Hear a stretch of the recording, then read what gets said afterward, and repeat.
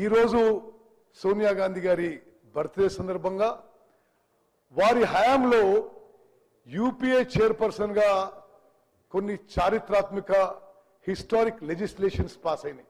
NREG గాని, food security గాని, right to education గాని, రైట్ టు ఇన్ఫర్మేషన్ గాని సోనియా గాంధీ గారి నాయకత్వంలోని నేషనల్ అడ్వైజరీ కౌన్సిల్ యొక్క సలహా మేరకు ఆ రోజు యూపీఏ ప్రభుత్వం చట్టాలు చేసిన విషయం ఒక్కసారి మనం ఈరోజు గుర్తుపెట్టుకోవాలి.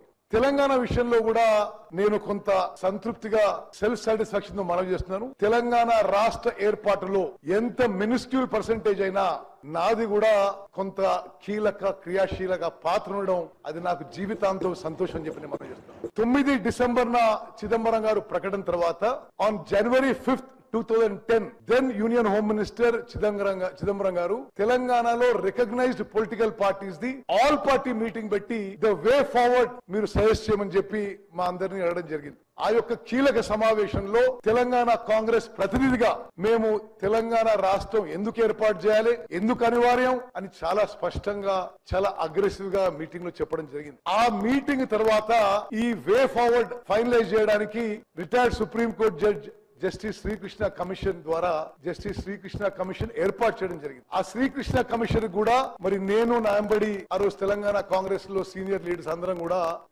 పెద్ద ఎత్తున కొన్ని వందల పేజీల రిప్రజెంటేషన్ తయారు చేసి ఎందుకు తెలంగాణ రాష్ట్రం ఏర్పాటు చేయాలో మరి రిప్రజెంట్ చేయడం జరిగింది. ఈ శ్రీకృష్ణ కమిషన్ రిపోర్ట్ తర్వాత మళ్ళీ అంటే మొదటి ఆల్ పార్టీ మీటింగ్ చిదంబరం గారు హోల్డ్ చేసింది 5th జనవరి 2010. Second all party meeting Telangana creation కోసం ఏర్పాటు చేసింది 6 జనవరి 2011. మరి దాంట్లో కూడా తెలంగాణ కాంగ్రెస్ పార్టీ తరఫు నుంచి నేను పార్టిసిపేట్ చేసి తప్పనిసరిగా జస్టిస్ శ్రీకృష్ణ కమిషన్ రిపోర్ట్ లో 5వ ఆప్షన్ ఇచ్చారో అంటే సపరేట్ తెలంగాణ రాష్ట్రం ఇవ్వాలి, హైదరాబాద్ నగరం తెలంగాణకి క్యాపిటల్ గా ఉండాలని చెప్పి ఏదైతే 5వ ఆప్షన్ ఇచ్చారో అది మేము గట్టిగా ఆ మీటింగ్ లో చెప్పడం జరిగింది. ఆ తర్వాత కేంద్ర ప్రభుత్వంపై ఆనాటి యూపీఏ ప్రభుత్వంపై అనేక ఒత్తిళ్లు వచ్చినా మరి రాజకీయంగా కొంత ఇబ్బంది పడ్డ ఆనాటి యూపీఏ ప్రభుత్వం మరి చైర్పర్సన్ సోనియా గాంధీ గారి దృఢ సంకల్పం వల్ల ఇచ్చిన మాట నిలబెట్టుకోవాలనే వారి తత్వం వల్లనే తెలంగాణ రాష్ట్రం ఏర్పాటైంది. 2004లో కరీంనగర్ లో సోనియా గాంధీ గారు